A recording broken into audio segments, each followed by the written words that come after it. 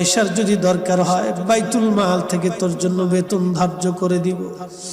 আবু বকর রে, আমার তোর টাকার অভাব না, আবু বকর আমার এমন জিনিসের অভাব তুমি কিনে দিতে পারবা, বলো কিসের অভাব? আবু বকর, আজান দিলে নবী আসতো, এখন আজান দিলে নবী নামাজ আসে না, বলো তুমি কি আমার নবী এনে দিতে পারবা? বেলাল রে, তুই কি নবীরে ভালোবাসিস? আমি আবু বকর কি ভালোবাসি না? আমার জীবনের সব আমি ভালোবাসতে বাসতে দিয়েছি। বেলাল কেঁদে বলেন, আবু বকর তুমিও ভালোবাসো, আমিও ভালোবাসি। তুমি নবীজি রওজা শরীফ দেখলে সহ্য করতে পারো,